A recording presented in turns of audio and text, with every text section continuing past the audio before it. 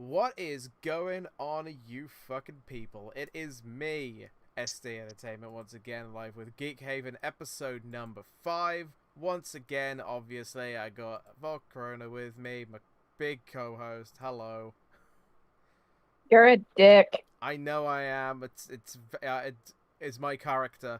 And obviously, so we're going to be doing a Pokemon episode today, talking about the Pokemon Presents.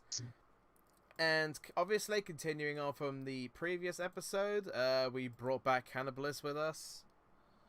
What's up, bitches? And we decided to bring on somebody who roasts me twice as hard and twice as calmly, violently, basically roasts me harder than Volcar does on several occasions. It is Vendrikson. AKA. Oh, sorry. I was waiting for someone relevant to introduce me. And there we There it is. There it is. Yeah, let's start the Liam owned counter. I'm not relevant. Shit. I'm like the Krillin of this fucking thing bitch. right now. Technically, because of my presence, I am the least relevant of all of us. Yeah. Jesus, this is already getting into a somber already, isn't it? Christ. So basically, today is going to be vibing with some Pokemon discussions, and starting off with was the Pokemon Presents thing that was that aired about 4 days ago. I actually had to look it up because I completely forgotten how long ago it aired. 4 days ago. My brain's fucking melted into my ear, but yeah. Wait, you have one of those? Yeah, I know. Surprising. Yes, he has ears. God damn it. Great. I mean, obviously, you know, it being the Pokemon fandom, which I've said time and time again is one of the worst communities in gaming. People who didn't like it, but overall it went over kind of alright. I probably realize I'm gonna get a lot of hate-filled comments about that. It's true, but yeah. So obviously, outside of with the direct itself, outside of the direct, but it's not really outside of the regular stuff, like a new version of that Pokemon Cafe game, more stuff for. I'm very, very happy about that. I actually play that. I've been meaning to pick that up though. I've downloaded that, but I've never actually even given it a try, really. I am not planning on doing so. It doesn't really catch my attention much. But let me know how it goes, Volcar. Like, how it is. Because I think it'll be pretty... I might try it. But... Personally, I like it mainly because it's a wholesome little thing. It makes things a little less, like, scary whenever I'm having a bad day. It's just really nice to go in. It's simple. It's not rage-inducing, for me anyway. Also seeing the adorable Bean Score Bunny as well. Anyway, Yes.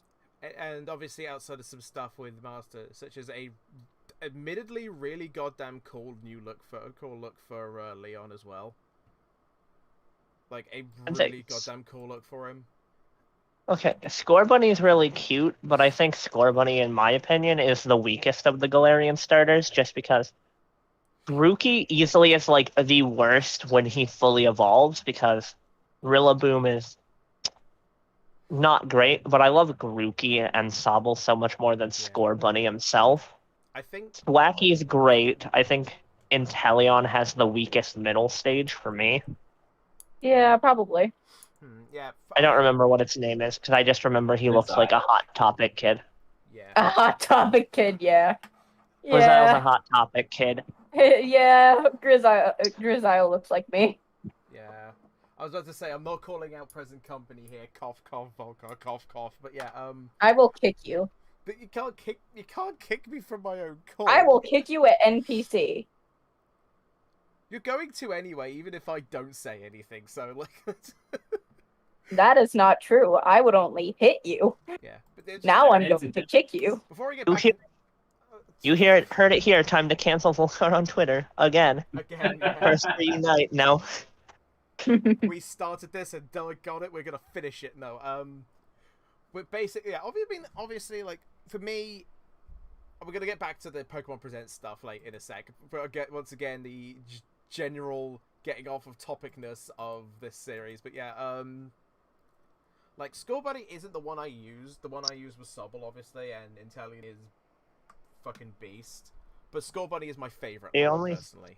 In terms the only thing I really dislike about Inteleon is his hands. Why did they give him hands? Those look like Volcar can vouch for this. Those look like my hands with the way they're proportioned. Yeah.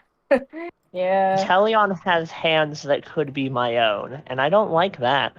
You know, I never really thought about it, but now that you've pointed it out and I actually looked at the design, yeah, it's kind of...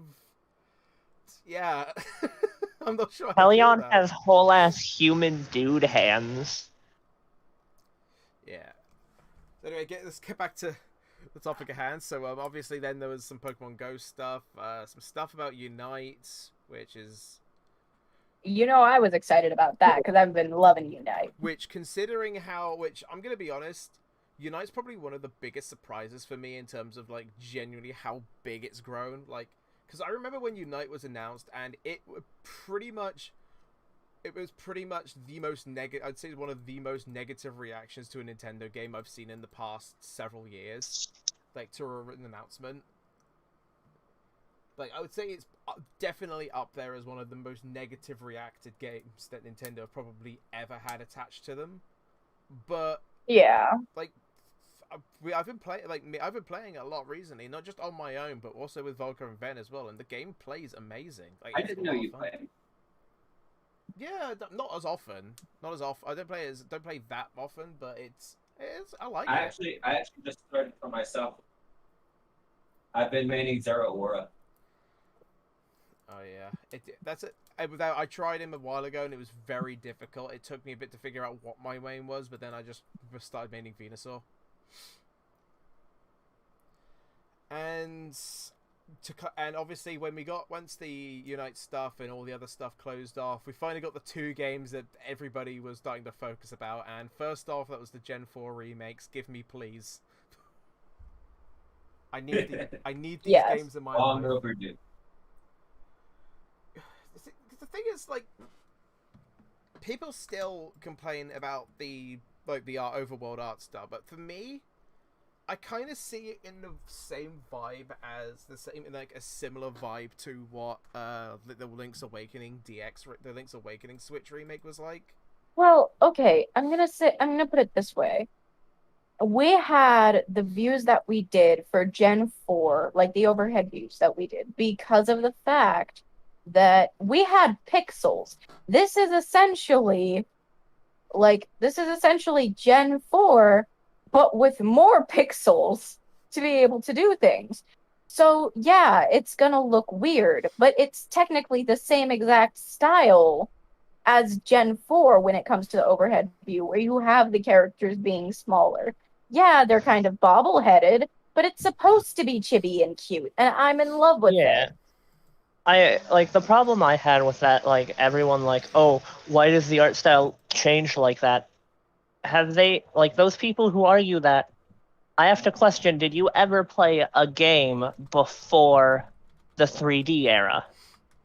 Because 3DS is when they changed. Black and white, like, from the original Fire Red and Leaf Green, all the way up to, or not Fire Red and Leaf Green, Red and Blue. I don't know why my brain went Fire Red, Leaf Green, because those are the ones I owned. Sorry. But, like, ever since the original Red and Blue, all the way up until Unova, and with Black and White 2, it was always, they were smaller character models that got bigger and more detailed for battle. Because animating bigger models takes so much more data space. Now we don't have to work. Capability of storing more data. Yeah. I feel like the overhead view is still, like, I feel like it works. I feel like it captures what they wanted to do. Yeah. So it captures the magic of the way those old games looked. Exactly. Yeah, because I also... Oh, sorry, go on. Sorry. I noticed that when we first got a preview of Brilliant Diamond, Shining Pearl before this, when it was announced that it was being done, everyone was complaining about everything. The cell shading, the overworld view, the fact that the Pokemon still looked kind of stiff. They have fixed pretty much all of that. The cell shading is not nearly as horrendous as it was. I can't see the joints. I can't see the polygons. The I'm still overworld hoping view, they get a little more polish, but yeah. Yeah. yeah, the overworld view, I've never had a problem with. That's just a personal taste issue. And then when you look at the Pokemon models, they're new models. They have different things going on. I like that the flames on um Chimchar, is it Chimchar? Yes. The flames on Chimchar are much more animated than they would have been in the past, and I really appreciate that little bit of detail.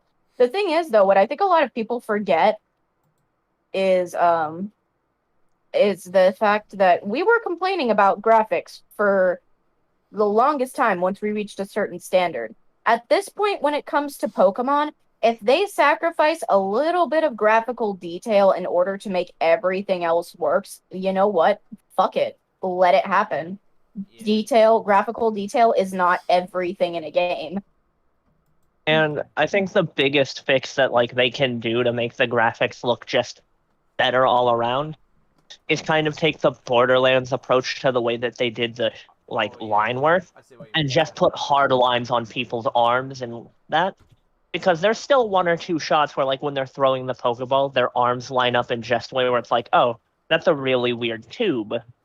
But if they added slightly darker outlines to everything, where you can see where the arm overlays with itself because the front section covers it and changes the way the line sets, that would work a lot better and just fix that one major problem I had.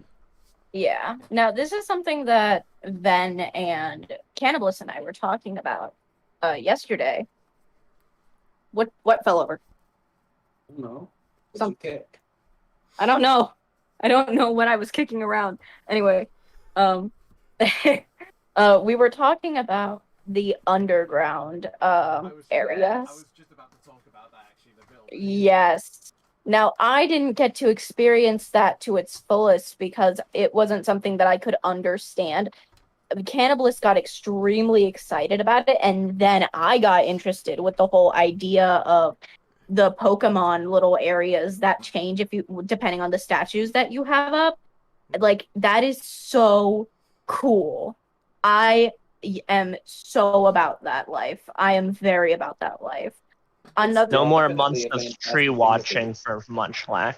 I mean, the one thing I never thought I would actually ever see even come back in this again. Not only would I not ever think to see the underground in a goddamn Pokemon game in 2021, nor even would I expect to see the goddamn capsule decoration thing come back as well. Even though that was kind of meh in the original Diamond and Pearl, it seems like it looks a lot better in this one. Got your whore mouth.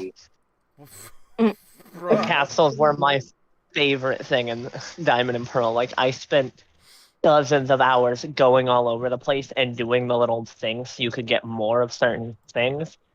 Because I had like special things for each of my main 6 party members back in the day. I don't think I've ever heard you say anything to me that was so calmly angry in my life. That was like, I could sense the slight murderous intent in your voice, even though you sounded fairly calm anyway. I am so glad that the Poke Capsule thing is a 3-dimensional thing because I'm going to spend hours perfecting the way my team's Pokeballs look. Also, can I You just... and me both. You and me both. Yeah, can I just also make a note as well that Volcar sent me yesterday. I think it was yesterday, wasn't it? I think it was yesterday. She sent me a while ago when we were talking about this. I found somebody. I think it was. I'm trying to remember. I think it was one of the. I don't remember if I remember who. it was the platinum map. Oh yeah, that's it. Initially, I think, if I remember correctly, I think Tuya, who's an amazing artist on Twitter, go follow. Yes, Toyoroki. Yeah, basically, I remember she posted a image, I think, of the map that was for Brilliant Diamonds, and I couldn't see, I couldn't see the. Oh, my brain is like fucking melting. New Moon Island. Thank you. Yeah. So it's getting to that hour again where nothing's wanting to function, and I couldn't see New Moon Island, and I got really upset because I was like, is this really gonna be another game where they basically tell Darkrai to go fuck itself and basically shove it into like the pit where like he's never gonna be seen again? Because I'm a little bit. No, it's gonna be a game where I'm hoping it doesn't, like, they don't do this, but I'm looking at it with the like somber realization of, based on the fact that Pokemon Sword and Shield has been out for about 2 years, give or take, once this one comes out. Next year or the year after, we're going to get the first Gen 9 game, because every 3 or 4 years, we've gotten a new generation. What I'm scared of is it's going to be a 4-year gap, and they're going to release a new Platinum remake on top of the new Brilliant Diamond and Shining Pearl. Because I'm just horrified of the fact that this is the, like, they didn't do that with Omega Ruby and Alpha Sapphire for, like, an Emerald, but, like, or X and Y, but then Sun and Moon, they realized that they made a horrible game, then made Ultra Sun and Moon, which was a less horrible game, but still, like, in my personal opinion, not as good as some of the others, because it fixes most of my problems, but it's still hallway simulator. All of you to assume that there's a technical of you to assume that any Pokemon game is bad. Anyway, Gen 6. I repeat Hey, my last question. that's entirely justified, but I repeat my last statement. But yeah, No, here's the thing. Gen 6 is so difficult for me. Like, and I'm not talking about, because a lot of people, when I talk to them, include the Gen 3 remakes. I don't mean the Gen 3 remakes. They have their own problems. No, I mean the title games of Gen 6, Pokemon X and Pokemon Y. I have been trying to play through Pokemon Y, and I have not been able to, like, force myself past, like, a certain point. I only just got Squirtle, and I cannot force myself past it. I mean, for me, my thing is, I can say, like, I can say I don't like this game. I could say that this game is. I could say a game I don't like. I'm never gonna say, but for me with any of the Pokemon games, that they're bad. I don't want to use the term that like they're implied that I'm saying they're factually bad, because really, I'm gonna be honest, none of them are. Most of them is more of a case of what's the least good and what's the most good out of all of them, for me personally, and it's just none of them are objectively bad, but some of them are objective, like, I can't even say entirely objectively worse. Some of them are just fundamentally not as strong as the others. There are some games that, like, if you were to compare them point by point, they are probably the weakest releases. And I can say Generation 6 and 7 were probably those ones, because Generation 6 had the problem of, it was the first time they put everything in 3D, and they clearly put a lot more time into making things look good in 3D than they did into making an actual story. Because, yes, Team Galactic, but worse, was the evil team in Team X and Y. Yeah, Team Flare was just Team Galactic, but worse. Because, we're going to destroy everything and reset things to how we want. Yes, that totally wasn't done 6 years ago. I think for me, when those were released. I think for me, the worst thing about, my only thing with Gen 6 is because I enjoyed it when I initially played it. For me, compared to how, in my opinion, I'd say Black and White is the most fundamentally amazing Pokemon game out of all of them, and Diamond and Pearl is just Diamond and Pearl Platinum. Like, come on. And especially with Gen 3 being the first Pokemon games I ever played, so obviously that's going to stick in my head a bit. Gen 6 is probably the most forgettable game, like, out of all of them. No, my issue with Gen 6 even outside of the fact that the team wasn't that great, is the fact that the teams are incomplete and they have the worst champion to date. Like, you go and you look at gym leaders' teams, they're not complete at all. Not to mention that Diantha, whatever the fuck her name is, stole the rock-type gym leader's one thing. She took the Fossilmons, which was the rock-type gym leader's thing, because they couldn't make her more interesting. Her design isn't interesting either. Overall, Gen 6, what Gen 6 did right was there was Poke-Ami, and then they had the training, the super training. Those are things that they did right. I liked those things, but the rivals were terrible. The rivals were absolutely obnoxious sometimes. Fucking Shauna.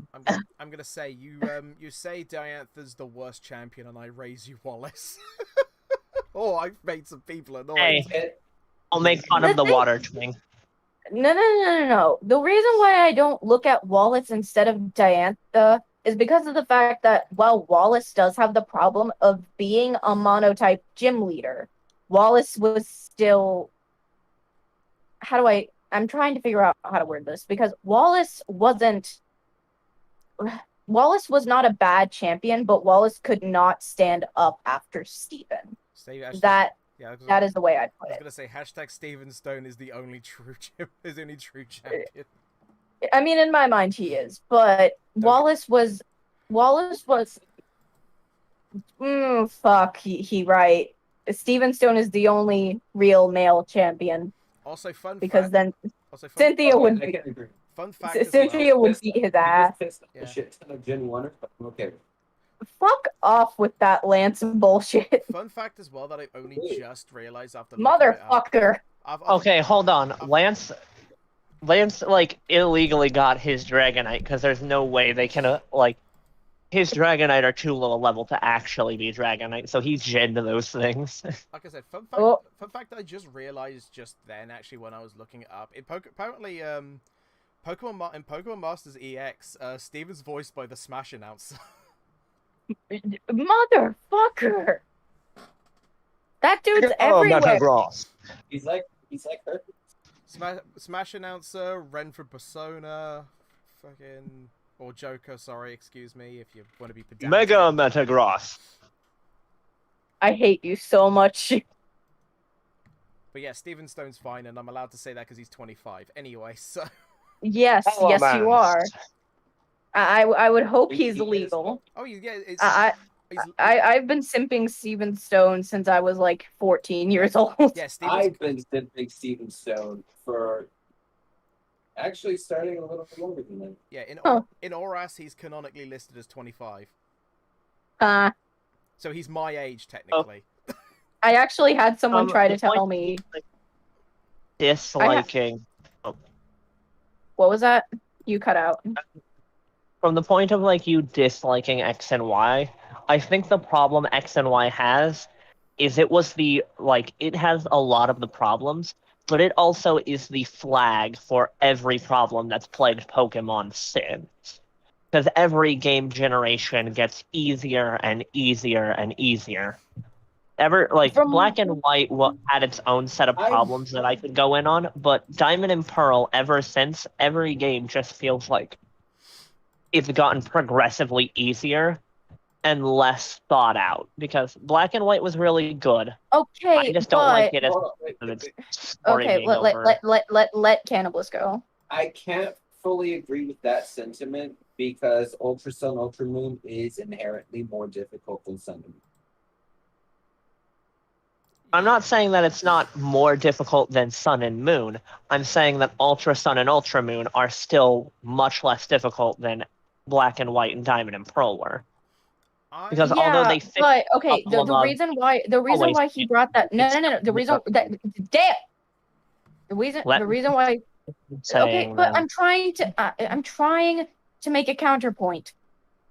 The reason why I think he brought that up is because you said that they've been progressively getting easier, which they are easier than Diamond and Pearl and Black and White, But in terms of being progressively easier, one being easier than the last, I think that's the only reason. Like that's why he said what he said, because they might still be easier than Diamond, Pearl, and Black and White, but being progressively easier implies that they're easier than the last game right before.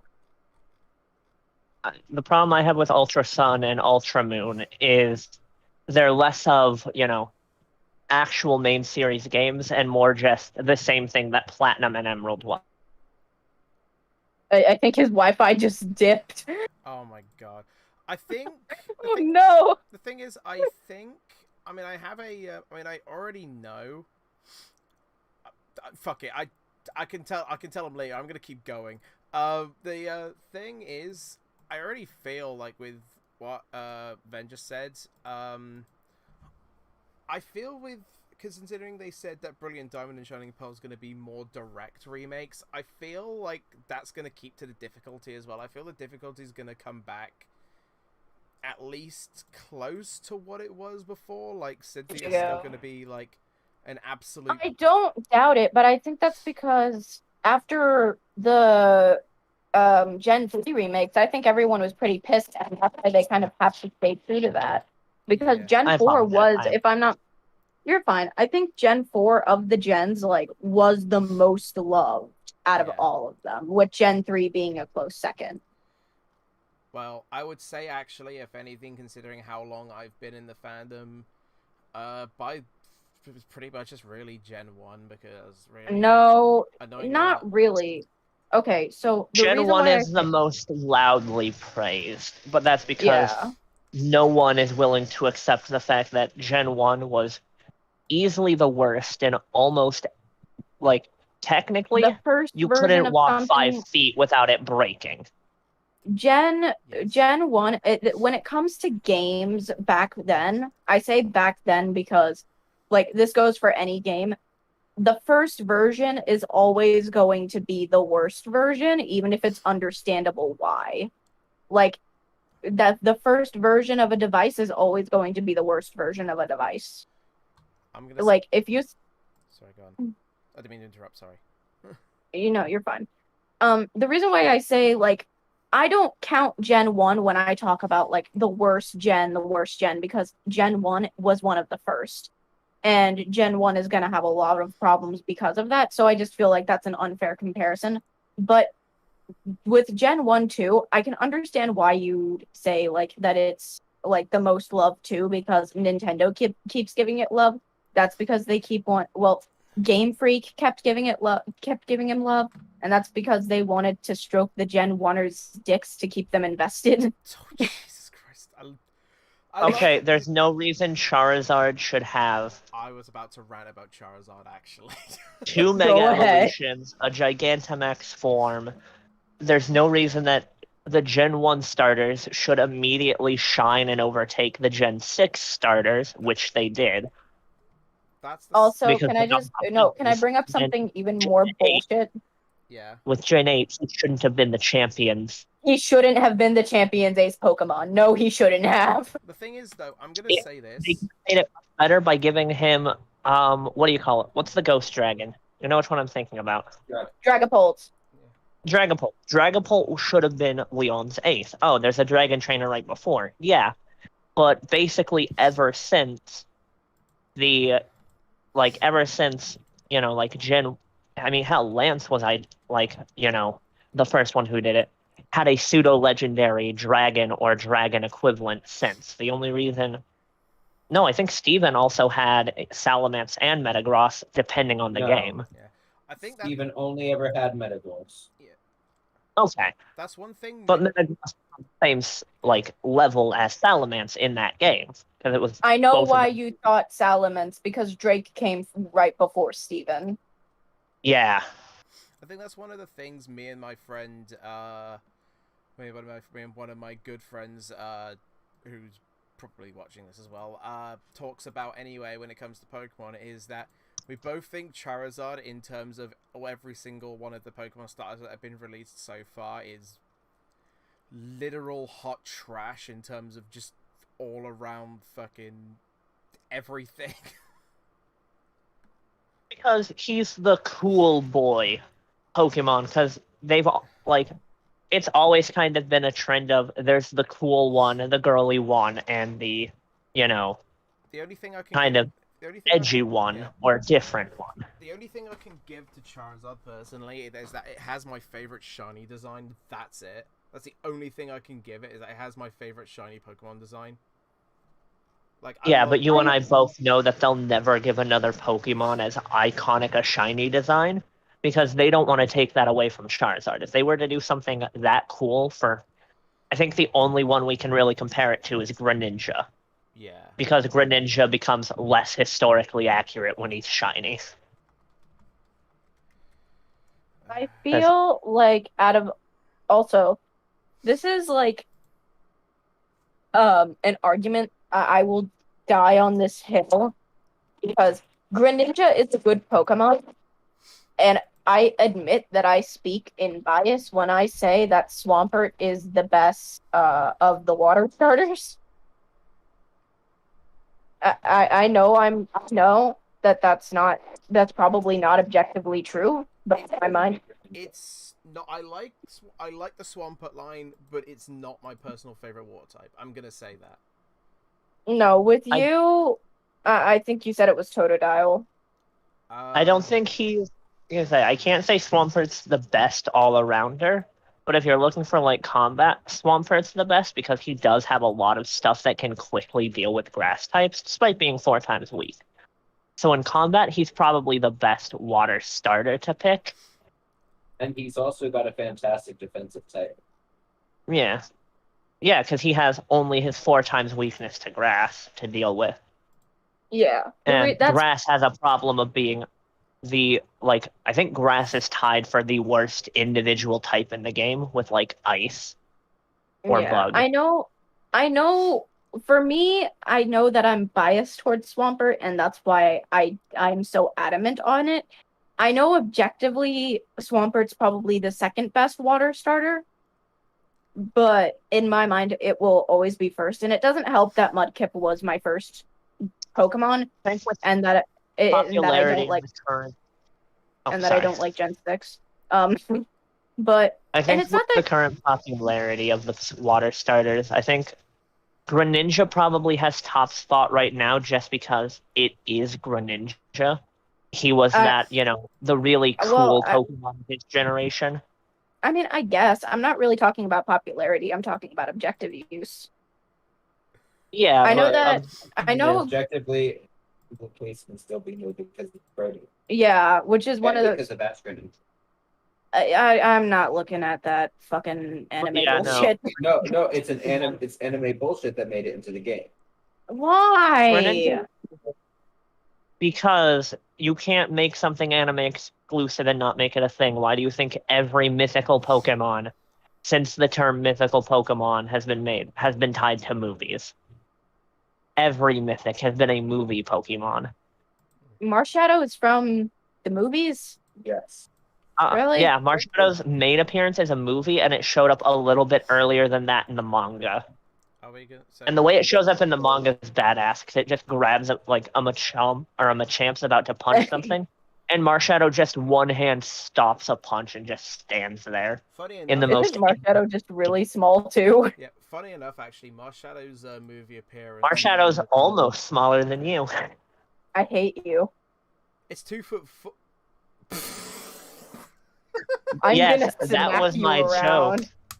I'm gonna smack you around. Oh, that's so true, though. Anyway, Marshallow's have to pay for it. Yeah, like Marshallow's literal first appearance was in the remake in the rather meh, for my opinion, remake of the very original episode of the original series. Which, yeah, they made an entire movie based on the first episode of the anime, and it's all right. It's kind of just there.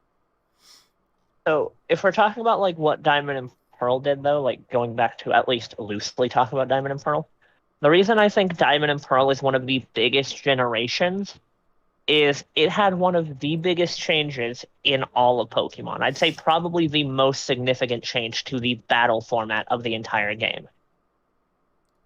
Yeah. It made it where Alakazam wasn't the strongest Pokemon for almost ever, because it made it where special and physical attacks were different. Alakazam was able to do more damage than like some of these super big physical hitters because Alakazam was just that much stronger than everything. Once they cut the stats into sections, yeah, now you have a really strong special attacker, but you can also have a really strong special defender. It's not just super big, unwieldy attack to a defense that wasn't suited for it. I realized we just completely went off topic from the Pokemon Presents thing as well. We haven't even spoken about art. We're talking about Pokemon Diamond That's and true. Pearl and like why leading up to it, like the problem that everyone like had is they don't like the remake after it being begged for since they did Omega Ruby and Alpha Sapphire almost let's see 1, 2 I'd say probably like 6 or 7 years ago now, almost. Something along those lines. And it's roughly around there. I'm not gonna, look up the exact date, but I'm fairly sure I'm safe to say it's been about 6 or 7 years. Yeah, because that's around the time I first met Volcar here, and we first met and really started like bonding and talking over the fact both of us were playing Pokemon Omega Ruby and Alpha Sapphire. And then not too long later, Sun and Moon. So yeah, it's been like 6 or 7 years since Omega Ruby and Alpha Sapphire has been out. I feel though, with both games anyway. Like obviously, it's all going to be. I mean, this is clearly going to be a very Sinnoh related year. I'm going to say that, but yeah, I feel mostly everybody's more excited for Legends Arceus than they are Brilliant Diamond, which to be fair. Okay, I'm gonna say I've seen a lot. After that initial release, it very quickly poisoned the well for the Diamond and Pearl remake, just because those opening trailers were almost enough to make it where I wasn't willing to buy the games. If this Pokemon Present wasn't as good as it was, I still probably wouldn't have bought the game because of how really bad that first one was. That first one almost killed this game. Here's the thing. I personally see more talk about Diamond and Pearl than anything else. If I see any talk about Arceus, it has nothing to do with the game. It has to do with the Growlithe. I was just about to say that. That game sold me on that Growlithe. I want it. Yeah, no, but but ignoring the fact that definitely means it has an Arcanine form. I want to. No, some people acknowledge that too.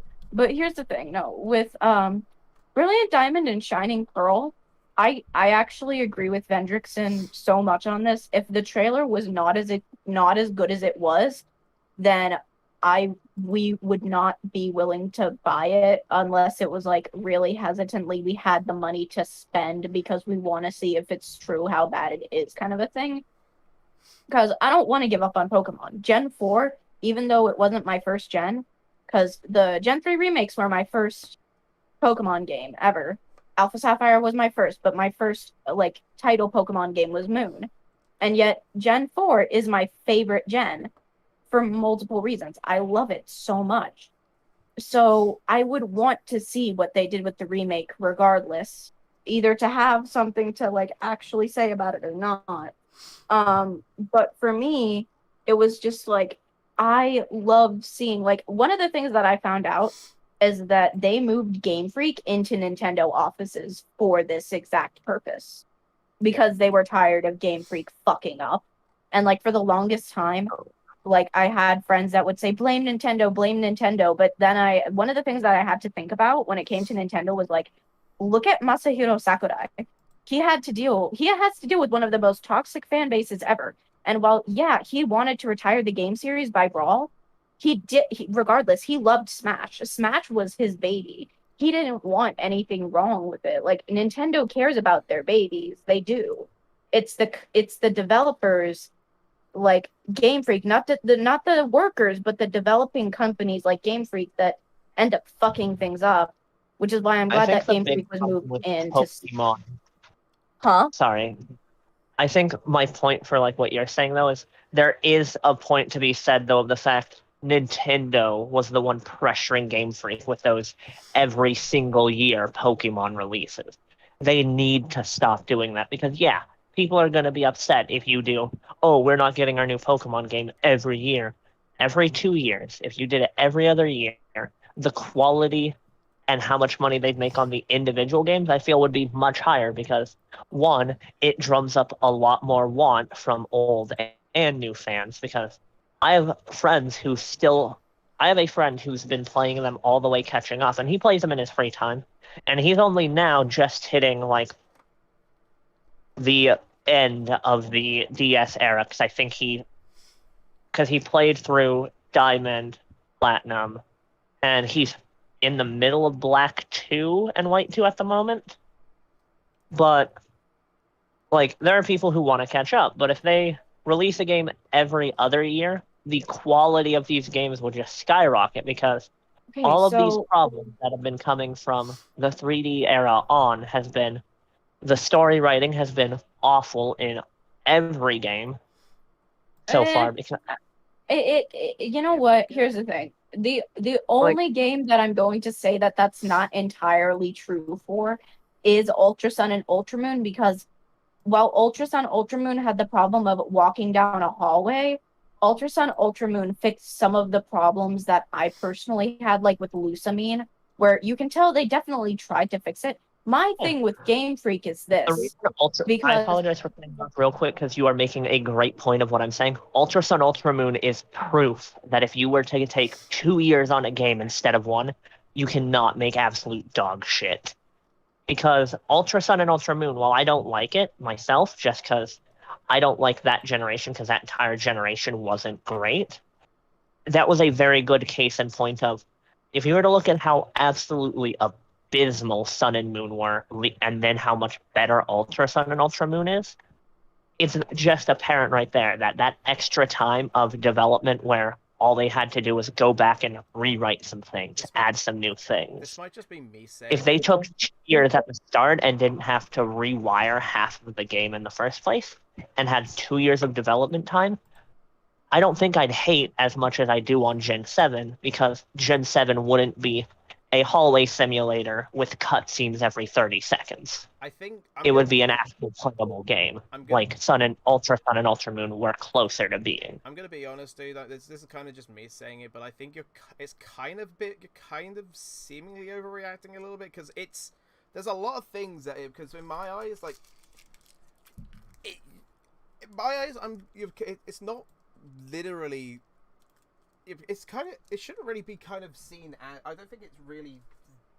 Should be seen to the point where it's like, this is like the worst game ever made or anything, because no, I'm not. I'm comparing them exclusively to other Pokemon games. The base Sun and Moon were just.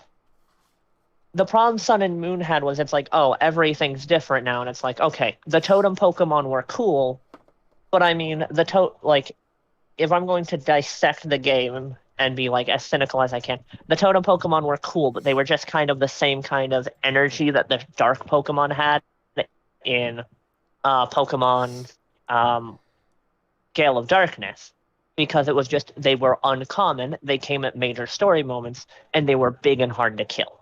They were big and hard to beat. We got rid of the gym leaders. All we did was put small mini games in front of the gym leaders, and it's still, 8 main people of what monotype things. We got rid of the gyms. You put mini games in front of them, which most of them already had, was little puzzles. I will say that Gen 8 did a good job of combining the puzzle and gym aspect together really well, in my opinion. Oh yeah, I agree. Yeah, I loved the way they did the puzzles, but the problem I have with Gen 7 doing the mini games in front of the puzzles wasn't the fact that they put mini games in front of the puzzles. It's that Gen 7's, oh, we don't have Pokemon gyms. Here's a mini game. A fight with this gym leader, which is what the trial captains were. They were just gym leaders. But we're going to tell you it's not a gym experience when it's the exact same experience we've been giving you 8 years. We just put a sticker on it so you buy it.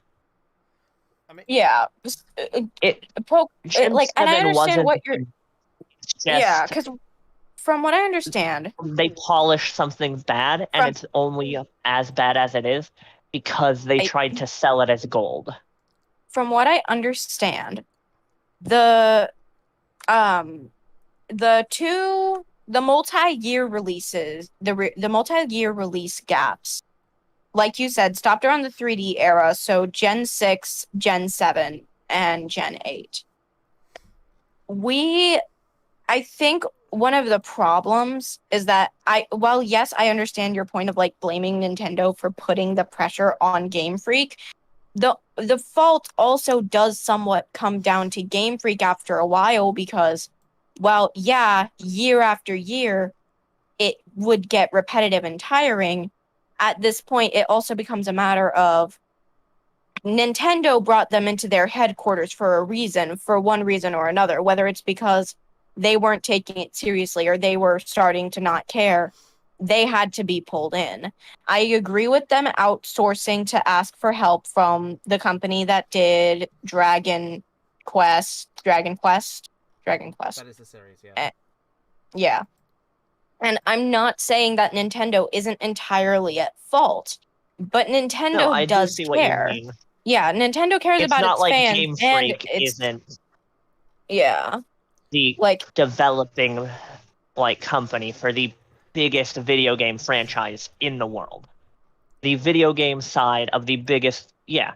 Nintendo gets most of its Pokemon money from paraphernalia and the TV show, as well as the game. But Game Freak gets a huge cut of that game money, and if Game Freak was willing to take a little bit less of a profit, I'll use the big complaint that everyone had about Sword and Shield. They cut the national dex, which I can see why people were upset. I think there was way too much overreaction to it because, absolutely. It wasn't as big a problem as it was. But my personal thing is when the entire franchise from the beginning has been catch 'em all and carry your friends with you through adventure to adventure so you still move with one group of friends, the Pokemon you have bonded with. I know you technically can't pull a Pokemon from Gen 1 all the way to the end, but I think from Gen 2 or Gen 2 onwards, there are people who had their Pokemon team since Gen 2 who are suddenly told you can't play with them. I feel like when it comes to the national dex, I would have been like, I don't think that the outrage should have been as bad as it was.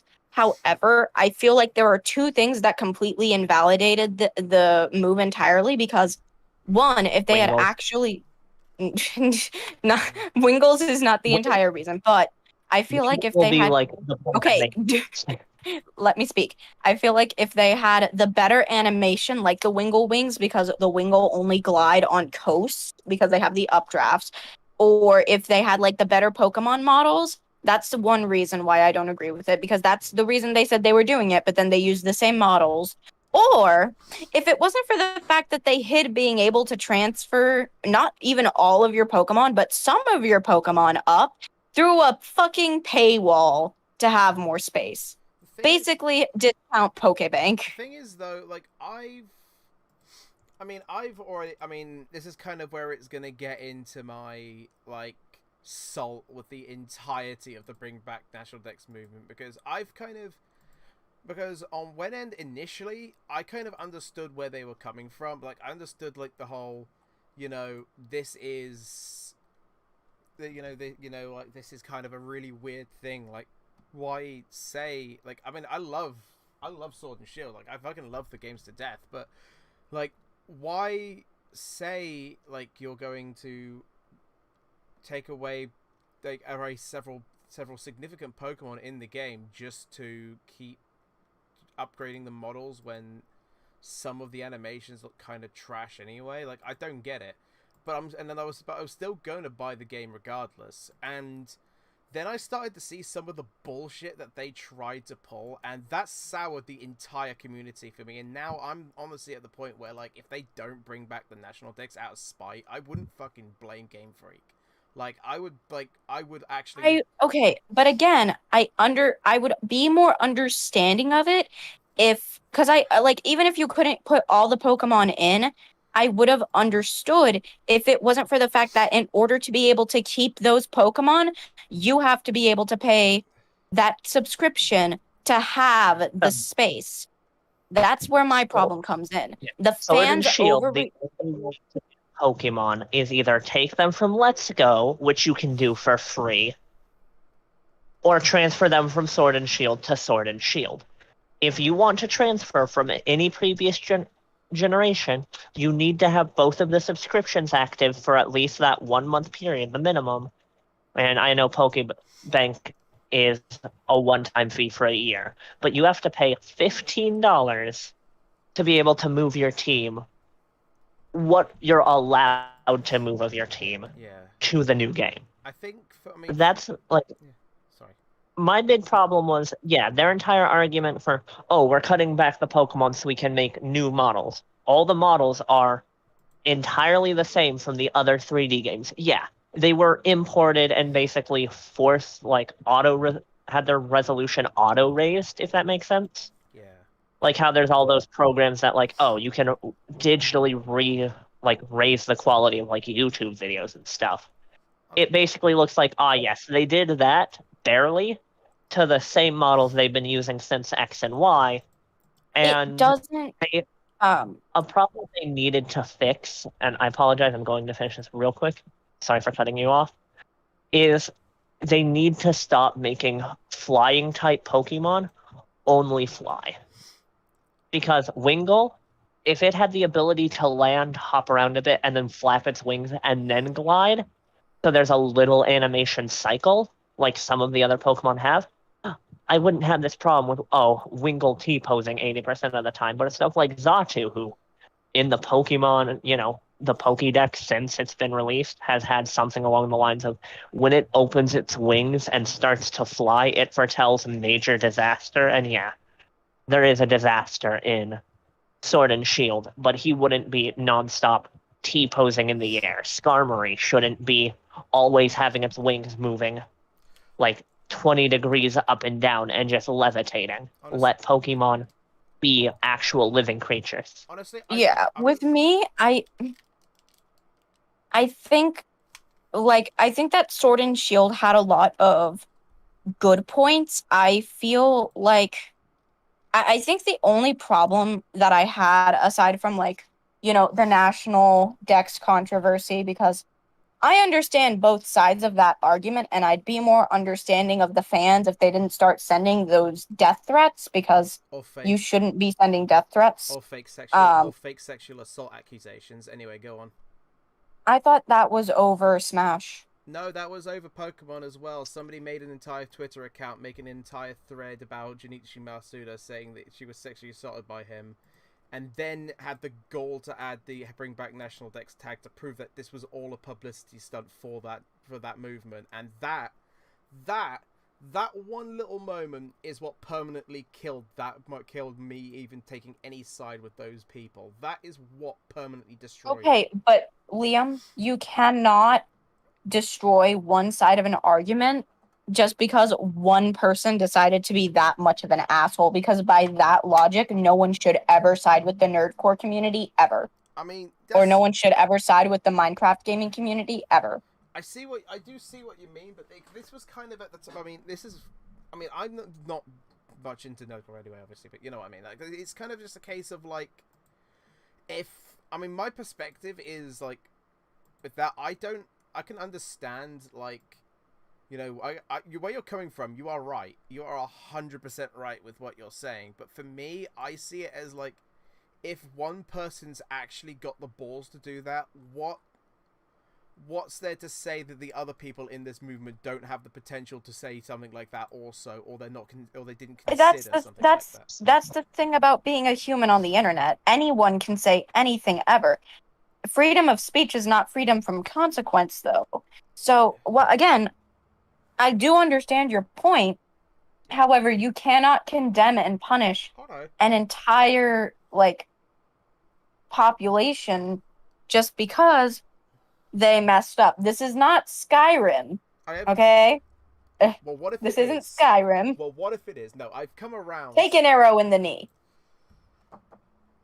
We're not doing the Elder Scrolls episode, not yet. But yeah, no, not yet. I've come around, like I say, but in all seriousness, like, I was about to get into that actually. With this whole situation though, like, I was 100% perma anti bring back Dex movement for like a huge amount of time. But then I slowly started to come around a little bit after I was kind of just thinking, like, I don't really... Life's too fucking short, man. Like, life's too short to even bother It's with... more... You support bringing back... You support having the full national Dex. You don't support, the kind of behavior that the bring back national Dex had. It's one of those. Yeah. Most of the time, groups trying to vie for change while having good intentions quickly get overwhelmed by the bad. Yeah, I support them. Yeah. I support the fact that Bring back national Dex or the Dexit problem was dumb Yeah, but basically, as an entire thing. Yeah, I literally, like I said, I support the thing coming back. Like, if it comes back, I will be happy, and I think that would have been the right call. But I personally don't support the movement or what they've been trying, or the shit they've been pulling. That's kind of just me. I will say, if I hear, because what I could see them bringing back the national Dex for Gen 4, especially if it's going to be a true remake, because that was a thing for the Gen 4 remakes, or for Gen 4, so I could see it being done in the remakes. However, I do not see it being a thing in Arceus, Legends Arceus, for one reason and one reason alone. And that is because of the fact... Yeah, time frame. They would not have the technology to do it. So if I see people complaining about that, I swear I'm going to flip my shit. I was going to say, there is something, like, some amount to say about Sinnoh in Arceus. I doubt is going to be as old as a lot of people are thinking, because people are thinking, oh, this is, like, hundreds or thousands of years before, like, current generation. It's like, no, based on history, it's about like 150. Yeah. Because the time period that Legends Arceus and Sinnoh is based off of is a section of Japan which was violently, like, annexed into Japan through the slaughter of natives. It was what, we did when America colonized the rest of the states. That's what Japan did to them, where it just slaughtered the natives. Yes, but I think the reason why a lot of people think it's going to be so much older is because of the fact that the technological advancements that you see. However, I think there's another reason for it. This one is a lot less likely, but this is one that I'm actually really interested in, because this was something that me and Cannibliss were talking about when we looked at the present for the games. And something that he pointed out to me got me thinking, Mount Coronet looks like it is an active volcano. So, why I is can easily see it being a while back. I'm saying, like, what's much more likely is 100 or 150 years, because 100 years is easily enough time for what is a massive volcano to go completely dormant and cold. And I'm willing to bet the story will explain what my best guess is it explains what happened to Mount Coronet, what happened to the region, because it looks extremely... Why did Giratina lose its shit? Because it looks like this is actually between the clash of Arceus and Giratina as well, if you're looking at, like, Arceus. The chaos.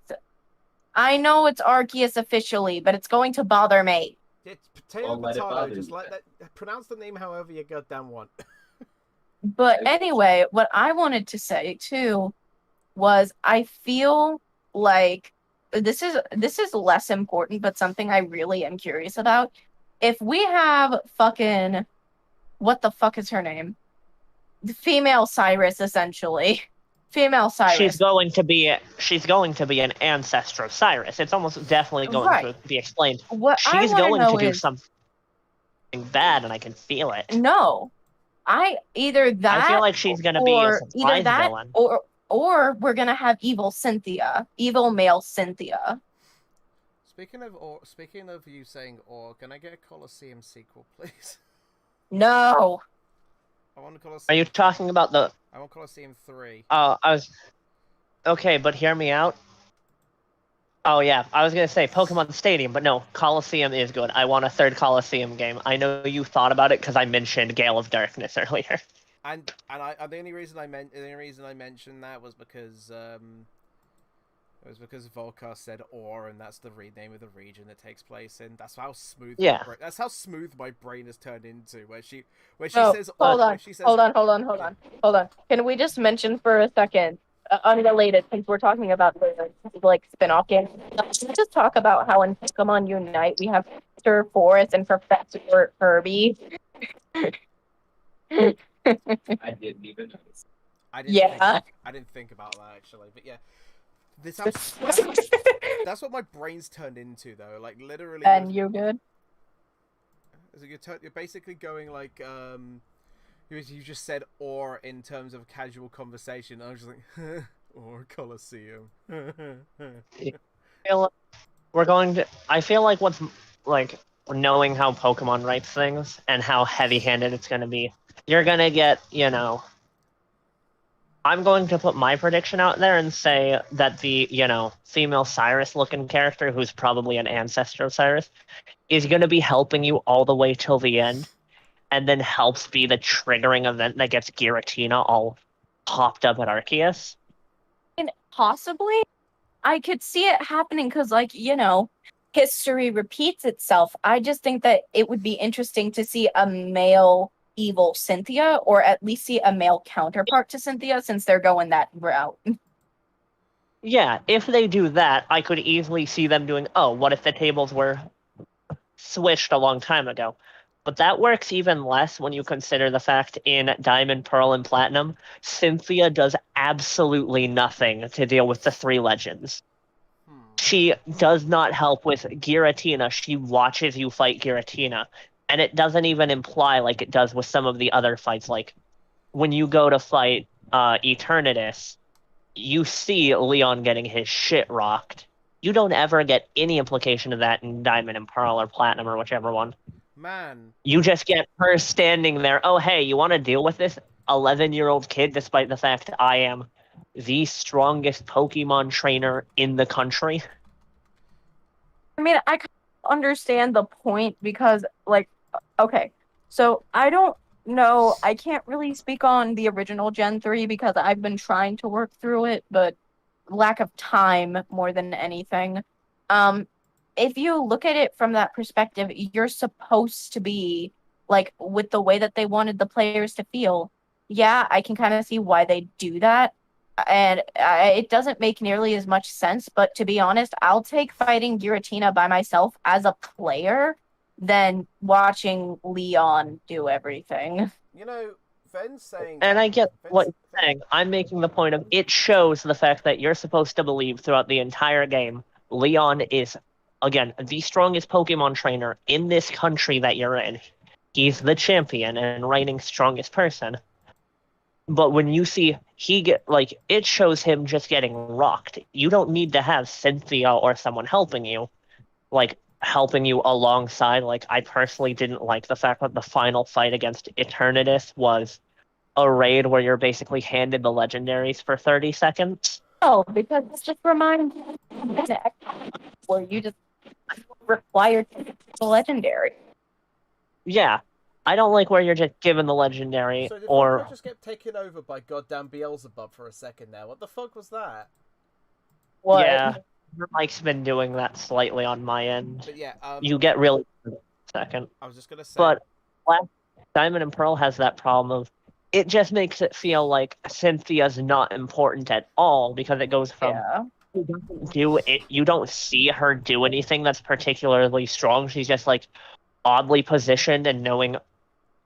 The game constantly implies, because whenever you meet her, it has something to do with what Team Galactic or the two legendary Pokemon are doing. Can I also just mention the fact that they tried to do that with Iris in Black 2, White 2, and I did not care for it. Yeah.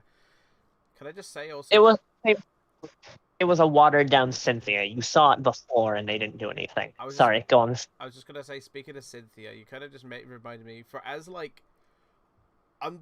just as perfect of a wife as Cynthia is, and as a trainer, in the game she's fucking useless. in the story, she's fucking useless. She keeps showing up the entire game because, isn't it the first or second time you meet her at the statue, and that statue is supposed to be something that I'm really interested to see how it's going to look in 3D. It's the statue that's supposed to represent both of the legendary Pokemon, depending on what you see in it. She's still a solid 20 out of 10, though. I'm just saying. Anyway. My But- dude, chill. These- Sorry. Get water. This isn't that kind of stream. I know. Sorry, but We will bonk you. But continuing Someone what I get was saying, Ross. up right around that time where, like, you see that statue, and then every time you see her from that point on, it's only when Team Galactic or something with the legendaries happens, and then when it comes time to deal with the legendaries, she just stands there and watches you. She's like, "Nah, kid, you got this." What? hang on a minute. Yeah, you're like 10, but me, the strongest person in the country, who, you know, at least from the way Pokemon has shown it, is the equivalent of, like, up until this point, you've seen, especially with the way Cynthia acts, and her being the thing, the champion's the one that makes most of the rules, or at the very least has major influence over the rest of that region. Just stands there and says, "Nah, I know you're a literal child. Go kill God. I was so tempted to I'm say not something going to else help then. kill God." I was so tempted to say something else then, so if you excuse me, I'm just going to bonk myself. Hang on. There we go, I did it. That was a lot less hot. There was a lot less... That Keyblade was a lot less painful than I thought it was going to be. But, yeah. I get it. I know you pay to have Cynthia insult you. Yeah. Grow up. Yeah. Dude, I'm But, getting okay. Ross. Sorry. So, with Diamond and Pearl kind of stepping away for a moment, just kind of giving Legends Arceus the attention that, you know, we haven't so far. Yeah. Okay, can we talk about, instead of regional Pokemon, ancestral Pokemon? Can we talk about that for a minute? Ancestral I Pokemon. like that, because the fact that you're getting Weirdeer, the evolved Basculin, which, if anything, I think Basculin being an evolution we get weird because of the way it explains it. Braviary is neat, because it's, okay, Braviary wasn't even in the regions when the game first came out, because it was added later. So it's easy enough to explain away. Something that happened with Sinnoh becoming as cold and as industrious as Sinnoh was, something happened to mess with the migration habits of Braviary.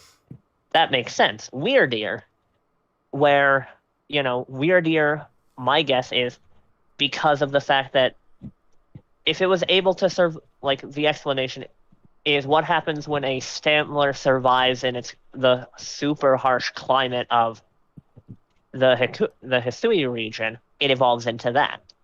My guess is because, you know, a lot of Sinnoh starts becoming more, you know, inhabited by people, it probably messes with their ability to evolve because they don't have free run over that same amount of nature and land, which might be a big part of it. Basculin is the one that I'll say doesn't make sense because Basculin evolves into that form whenever a bunch of other Basculin are dead. If with the, you know, the theme that I'm probably guessing will come from those two other Pokemon, being they don't exist in the original Gen 4s because of the climate changing, wouldn't that kill more of the fish? So wouldn't there still be more of those possessed mega fish? Oh, Jesus. Growlithe didn't even exist in Sinnoh because Sinnoh had two goddamn fire type lines. Ponyta and the starter. The starter and Ponyta and Rapidash were the only fire types in the original Diamond and Pearl. Yeah.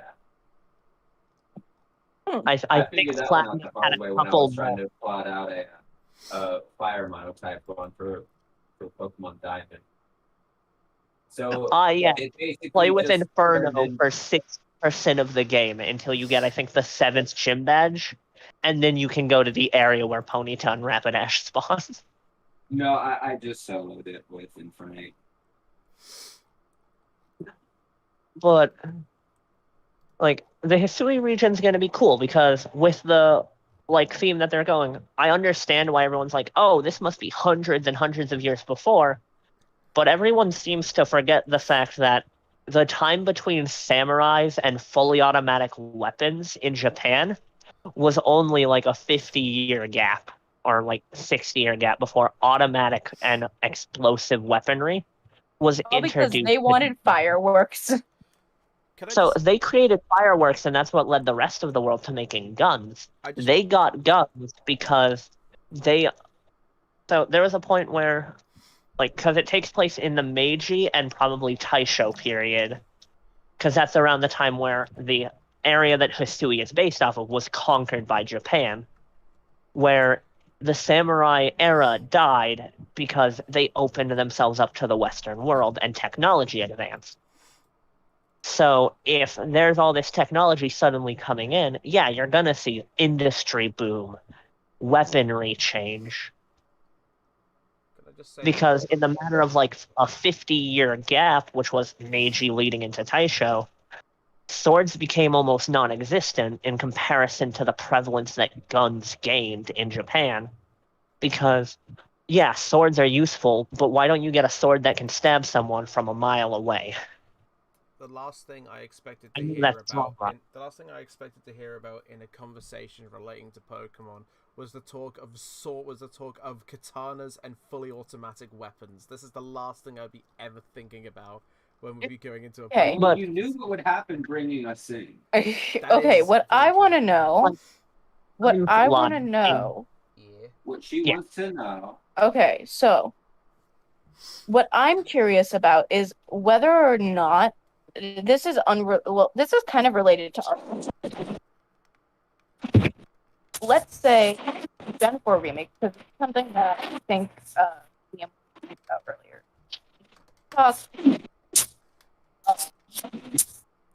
Whatever you're saying, I can't hear any of it. Your mic is super scuffed. 6 o'clock. I literally, Hang on. 6 o'clock. I literally paused. I literally paused. 4 o'clock. Okay, so can you hear me now? Yes, Yeah. I can. Okay, so the reason why Liam and I were talking about the maps earlier is because he said, I pointed out to him that these maps didn't have New Moon Island as one of the official islands because they were events. I don't see them running I don't know if they'll run the events again for Gen 4 in their own way because they're not going to be going to floors like they used to. I think that's how it used to be done. But I do see them running similar events in Arceus or Arceus, whatever. Arceus. Arceus. I do see them running similar events in Arceus, mainly because it would make sense since it's a bit of an origin story. Like, I feel like that would be pretty cool if instead of running the events in the Gen 4 remakes, if that doesn't happen, running them in Legends Arceus. You know what? Oh, you know what I here's want something really cool. Oh, sorry. I was gonna say, you know what I want them to fucking do? I seen somebody speak about this before on like Reddit somewhere, on like a Reddit thread for this, and I kind of would like to see this. Somebody basically made a note of if they were to do a post game based around the legendary, just like how they did with the Delta episode in Omega Ruby. My big thing, one big somebody said was, do it like they did with Deoxys. Have like a previously hard to obtain Pokemon become an actual thing you can earn in the game, like. They suggest the post game event be predominantly based around Cresselia and Darkrai, and have it so through a series of events and. Here's the thing. If they're going to do that, it's going to be Cresselia is almost guaranteed to be locked to Pearl and or Diamond. You're going to get Cresselia and Darkrai on separate games if they do something like that. Because you're more likely to get your box legendary, get Giratina, and Arceus is going to be you can only transfer it from Legends, because Arceus doesn't officially exist in any Pokemon game yet. Okay, Cannibliss, go ahead. I lost my train. That's why I was trying to interrupt you, because I have been raised, do not stop talking when you start getting interrupted, because that's how you lose your own train of thought. Yeah, but yeah, I'm just gonna say. But yeah, anyway, as I was gonna say, real quick, my thing was I wasn't gonna say that because the thing is, what you said was kind of the case. In Omega Ruby, even though obviously Darkrai and Cresselia are two different sides of a coin, basically. For me, I kind of see it as like they should have. I feel like it's gonna be just they should have just kept it as like dark. Because I mean, in the base game, if I remember correctly, wasn't Cresselia not an event? No, Cresselia It was was an event. post game. No, Cresselia was post game. It was pre-programmed in that anybody could access the game just by going through the initial thingos in Cannibliss. Yeah. So while it isn't it's a in-game event, it's not like what you think of when you think event Pokemon.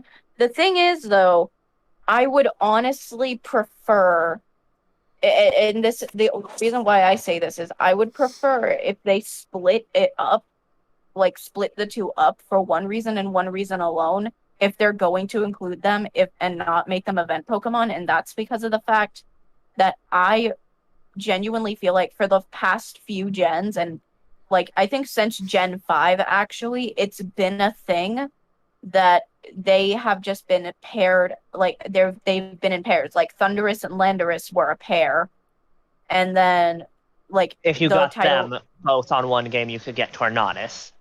Yeah, I think that it would be really cool as a concept to do something similar, or just have them in pairs since they've been doing it for like six. Yeah, I know you're going like. Oh, that's my bad. Leah like, mentioned the Delta episode. The Delta episode split Dialga and Palkia, and I feel like they'll do that. Like, and you could get Giratina. I feel if they're going to do a post game, they're going to be, or like an event where you get one of the legendaries that's not on the box.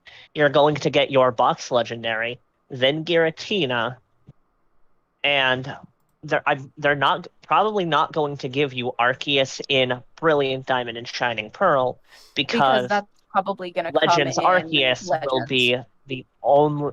If Legends Arceus lets you catch Arceus, because this is something I wanted to bring up, both of those games can connect to Pokemon Home. That's part of like both of them are going to connect to Home according to the present. Meaning my guess is Legends Arceus is going to be the first time Arceus is legally obtainable by players since the game's since he was going to be a Pokemon. Because there's still code for him in Diamond and Pearl, and the way, if you were to mess with the code to hack him in, you can technically get him and generate him because he does exist in the code, but he doesn't officially exist. There is no legally obtained Arceus. If they decide to do post-game for Platinum, it has to be better done than the Delta episode. It has to be better done. The Delta episode, while it wasn't terrible, did not do it justice for what it was supposed to be, especially with how rushed and clustered everything felt. It's not impossible, but they definitely have to be careful with it if they decide to go that route with how popular of a game Platinum was. Am I the only one that kind of needs to go back to try to remember to even try and see what was so bad about it? Because I remember first playing. Okay, so let me go through it real quick. The Delta episode was supposed to be filling in for what Emerald was because they had stopped doing third games from Gen 5 on. They didn't want to do a third game for it. So they went and they did the Delta episode. The problem with the Delta episode is that it was a great concept, but again, it felt rushed and it felt sloppy. I remember my first time playing through because I was a kid and I wasn't paying attention. It wasn't as big of a deal for me. But now if I go back and play it, it's everything is clustered. It's not that it was terrible, but it was not as good as I think it was meant to be. And because of how popular and how important Emerald was to the series, like that little game trio as well, because like Emerald was combining Alpha Sapphire, or not Alpha Sapphire, Sapphire and Ruby. Like the Delta episode just was not as good as it should have been. I think that one of the things they did right was Deoxys. I'm not gonna lie. I feel like getting Deoxys the way you did was great, but I feel like everything else could have been so much better, because when you have something clustered and clunky like that, it really does create some problems.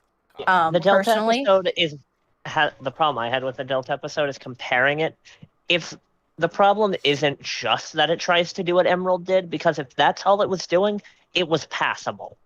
The problem is it takes away from the energy it's putting to Emerald with what's her name and the entire drama Zinnia. of Xenia, because not only did it try to explain Emerald, it tried to explain that the Delta episode is what happens if you don't do the full, like if you didn't play Emerald. If you played Ruby or Sapphire, then it led to the Ultra Ruby or Ultra Sapphire Delta episode, and they tried to explain that in with making Emerald, because Emerald is what happens when you got rid of the meteor with Rayquaza's help. The Delta episodes are what happens when you didn't, because you have to deal with it, or because you can't transport it to another dimension or anything, or blah blah blah. Yeah.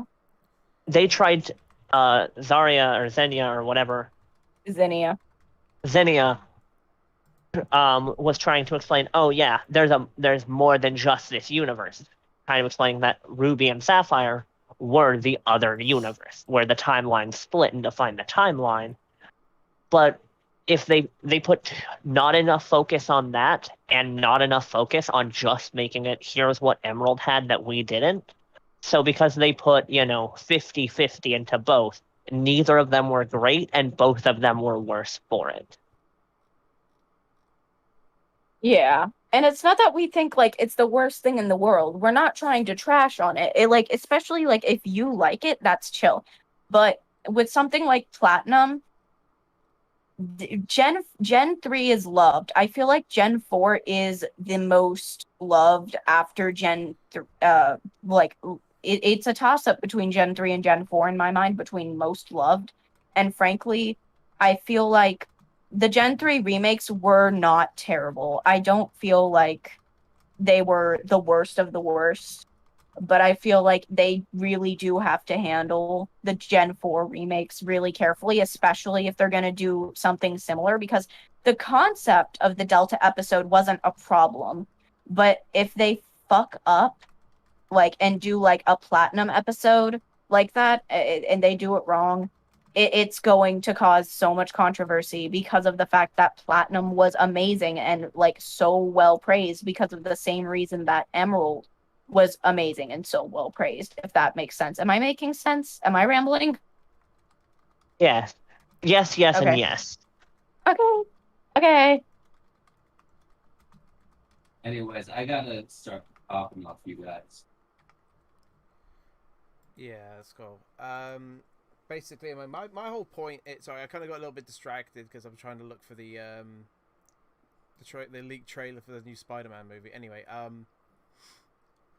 but yeah, my whole thing. I mean, like I said, I love the series anyway. Like, people can there are things, obviously, there are some things that I'm kind of a little bit iffy towards here and there towards some of them. For the most part, though, I'm sticking with the fact that really there is no, at worst, there is least good to most good. I don't hate any of the games. I think, even though, I mean, for me, I would say, I wouldn't, because for the most part, note how I've never said Red and Blue is awful. I've never used the term awful personally, or I try to avoid using the term awful. For me, most of them are either range from being this is the least good technically. Yeah, but no, Pokemon as a franchise, it has its ups and its downs. I feel like one of the biggest issues with the Pokemon fan base is you only really get like it's possible to get more than these two types of people, but you only really see these two types of people where either the Pokemon quote unquote fans will attack the Pokemon like franchise every which way as much as humanly possible, or you'll get the fans where if you criticize anything about Pokemon ever, oh my gosh, it's the worst thing in the world. And that's a huge problem. Which is why it's one of those things where, yeah, I understand the hate towards Nintendo and Pokemon, even if I don't agree with it, even if I think it's too far. I'm as critical as I am because my entire thing is, Liam, you have played some of the worst games ever. You just have. I'm staring at Ride to Hell Retribution right now, and I'm saying you don't even know the fucking half of it. Sonic 06. Oh, that's shot down the list in terms of worst games, because I've played games worse Okay. than that technically. Forget, Real go quick, on. Sonic I am 06 is awful, but I think Sonic Yeah, 06 has some things that some awful games don't have. Let Zach speak. I do need to get going. Thank you for having me on, Liam, and I No hope you guys have a great night. No worries, bro. No worries, bro. Actually, I'm gonna no, I'll DM you about something tomorrow. Probably not right now, because as soon as this ends, I'm going straight to bed. So, Understand. all right, no worries, buddy. Take You care. have a good night. You too, dude, man. Take care. Well, not night, because it's probably like mid-afternoon for you guys. But yeah, like anyway, you were saying, Audrey. Sorry.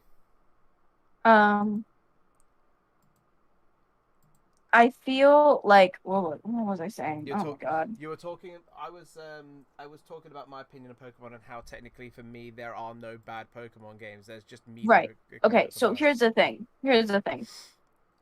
When it comes to a franchise, I understand that for you, you've seen bad.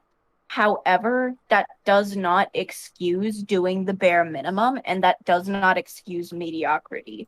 Because if you see these games where you see all this effort and all this time put into them, and then you see the bare minimum or even less than that, that will make the game bad, even if you've seen worse. It's a matter of you can't go comparing like the worst game in the world to the best game in the world because of the fact that there are different companies, different production strategies, different budgets. It's different times. It's one of those things where I can't compare E.T. for the Atari to Super Mario Odyssey. No. I just can't. Because it's like because there's one. When I say best and worst when I refer to Pokemon, is I'm never referring to, oh, this game is awful, as putting, something like any of the new Pokemon games on the level of some games. Like, Sonic 06 is a horrible game. I love it because it's become, it is comically bad. At this point, it is funny how bad it is. So it has its own place. But when I say, my personal opinion is, for me, Gen 7 is probably the worst, isn't me saying that it's, not a enjoyable game. It's saying, out of all of the Pokemon generations, it is the one that you are, I will pick up dead last if I had to play them in, every single game from, how much I'd enjoy them. I'd pick that one last because it's not as good. Can I just? I want to just say something a sec. Audrey, there's no offense if I say this, and if it does seem like I'm implying this, if I'm implying I am, because you're obviously you're allowed your opinion on whatever you like, and obviously if it seems like I am attacking your opinion, please tell me because I genuinely don't want it to seem that. But didn't attack the opinion, not the person? Well, I'll attack. I'll insult Audrey all I like. Anyway, sorry. I had to say that. You can try. You don't do a very good job of it. Oh, I am aware. But yeah, but I'm okay, and I might be mistaken with your, I'm definitely mistaken with your words, but weren't you the one that, haven't you basically gotten upset at people for saying Game Freak or Nintendo or whatever were lazy beforehand? No. I remember you being upset with people when you say a specific thing is being lazy, unless I was thinking of something completely different. What I said was that I don't like Okay, so here's what you need to understand about people. They have opinions, and opinions change. Because I know that I said that before, but I also used to say that I deserved to be on tracks when I didn't. So Okay, but the problem that I'm having is, well, yes, I don't feel like they like I definitely feel like they care. Like I know that Nintendo cares, and while like Game Freak is responsible like to a really good extent, what you seem to be forgetting is that again, regardless of if someone cares or not, regardless of that, you cannot be putting yourself on a wall of mediocrity or like below the wall of mediocrity for whatever reason. That's why I agree with Dale. Having a 2-year time gap between games makes things a lot easier on everyone, even if the fans are upset. Yeah. I know that I've had problems with them being supposedly lazy in the past, and maybe it's not laziness, maybe it's them being rushed, maybe it is laziness, whatever it is, it needed to stop. I came to the realization that Nintendo cares because of the Pokemon Presents, because I could see the effort that was going into it. But I was not a fan of Gen 6 and how lazy and rushed it seemed. Because when something is rushed and it's clunky and it doesn't have that attention and time, it does look lazy. It does look like people don't care like that they're making it. And I understand that that's not the case now, but that's what it came off like. And that's something that a lot of people don't understand when it comes to businesses and companies, is that just because the presentation looks a certain way doesn't mean they don't care. But that's why businesses have to be careful, because they can't expect their consumers and audience to understand business. It's just, I mean, I'm gathering that did kind of get to probably a little bit. I am sorry, but that was just all it was just an observation. That's all it literally was, because I was just observation from what I was saying. I was just curious asking you about it. Yeah. But yeah, it's a weird thing basically. I just like the, well, more or less anyway, like the games that there's gonna be the games coming out later on in the year anyway. So they're probably going to reveal more before the game comes out anyway, and there's going to be probably another direct, hopefully later on down the line, probably near the end of the year. So we'll probably see more about this anyway. Anyway, I'm gonna close it off here because it's literally 2 in the morning, and I am gonna go and I need to go to bed. So I don't need to, but I want to go to bed. Okay. So yeah, thank you so much for watching, everybody. We're gonna be I don't know what the hell we're going to be doing next. I'm hoping for the future I can get a JoJo's episode in. And if we do that, gee, I wonder who the special guest is going to be for that. I'm going to try and get on. Oh, Jesus, I wonder. But If you don't get Night of Breath, I swear. That's who I was hinting. That's who I was I hinting at know. trying to get. I know, but that was the entire point. Weeb. Oh, fuck you. No, sorry. But thank you for joining. I don't know, man. It seems kind of gay. Shut the fuck up. But no, thank you for joining in all seriousness anyway, Dale. I was very proud of that anyway. But yeah, we're going to be seeing what we're going to be doing later on down the line. We don't know what the next episode is going to be, if it's going to be just based on a regular topic or it's going to be like a mix of random bullshit. I think we said we were going to, I think they said an Avatar one was in the books for the future, but I generally don't know. I was going to make a joke then, but I'm not going to. Thank you again, guys, for watching. And I will see you in the next episode, whenever that is going to be. Take care, and au revoir. All right, bye.